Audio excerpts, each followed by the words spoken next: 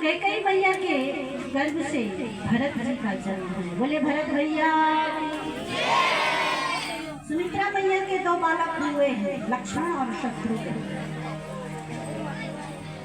बोले चारों लालाओं की। धीरे धीरे चारों लाला बड़े हुए।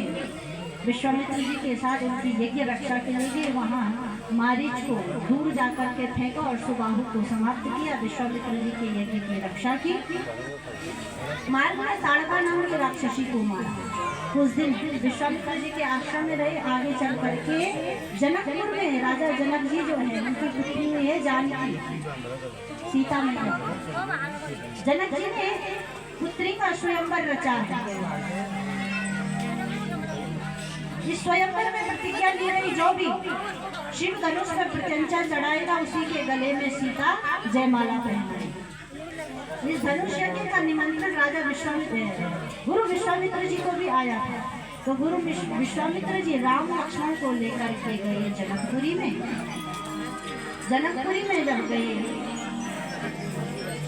इस शिव धनुष को तोड़ने के लिए शिव जी के द्वारा जनक जी को यह धनुष प्रदान किया गया। बड़े परम ज्ञानी हुए हैं जनक जी। बड़े बड़े राजा महाराजा आए थे। धनुष पर प्रत्यंचा चढ़ाने की बात तो दूर की है, कोई धनुष को छू तक नहीं पाया। तब विश्वामित्र जी ने राम जी को आज्ञा दी और हमारे राम ने एक ही क्षण में धनुष पर प्रत्यंचा नहीं बल्कि शिव धनुष को ही तोड़ डाला। जनक जी विचार कर रहे थे कि पृथ्वी वीरों से विलीन हो गई है, कोई वीर नहीं है इस पृथ्वी पर। तो विश्वामित्र जी ने कहा राम, जनक जी जो कह रहे हैं पृथ्वी वीरों से विलीन है, इसलिए आज इस धनुष के साथ साथ जनक जी के संशय को भी समाप्त कर दो, तोड़ डालो इस धनुष को। इसी समय सबके देखते देखते राम जी ने यह शिव धनुष तोड़ डाला और माँ सीता ने भगवान राम को जयमाला पहनाई। कुछ दिनों के बाद दशरथ जी बारात लेकर के आए जनकपुरी में।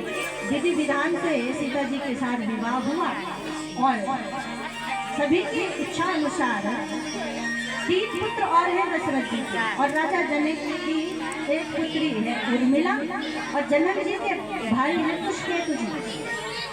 कुशकेतु जी की है 2 पुत्रियां।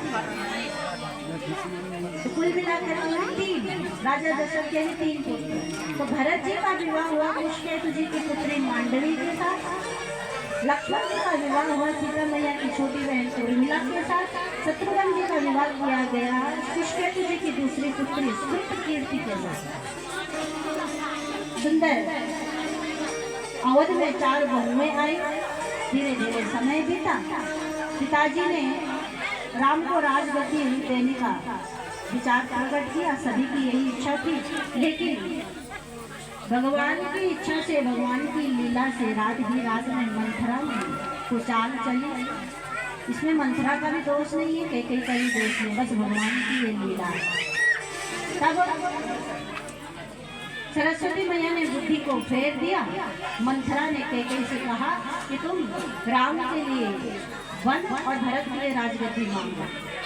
कैकेयी मैया ने दशरथ जी से राम के लिए 14 वर्ष का वनवास और भरत के लिए राजगद्दी मांगी। कल राम ने राजगद्दी पर बैठना था, लेकिन कल सुबह पिताजी ने आज्ञा दे दी कि तुम्हें 14 वर्ष के लिए वन में जाना है। राम ने माता पिता की आज्ञा पालन करने के लिए 14 वर्ष के लिए वन के लिए प्रस्थान किया। निषाद राजगृह का भगवान ने कल्याण किया, केवट का उद्धार किया, भरद्वाज जी का उद्धार किया। सुतीक्ष्ण शबरी मैया के आश्रम पहुंचे। शबरी मैया के आश्रम में पहुंच करके माँ शबरी को 9 भक्ति का ज्ञान दिया। आगे भगवान प्रोषण आगे चल करके भगवान की मित्रता हनुमान जी से हुई, सुग्रीव जी से हुई, बाली से हुई। वानर सेना के साथ मिलकर के भगवान ने लंका पर चढ़ाई की। हनुमान जी दूत के रूप में भगवान का संदेश लेकर के गए, लंका को जला करके वापस आई। माँ सीता का संदेश लेकर के आई और भगवान का संदेश माँ सीता को सुनाया। वापस जब आई तब भगवान के साथ मिलकर के सभी ने समुद्र में पुल बांधा। पुल बांध करके लंका पर चढ़ाई की, लंका पर आक्रमण किया और हमारे भगवान ने पूरी राक्षसी सेना को समाप्त किया, रावण के परिवार को समाप्त किया।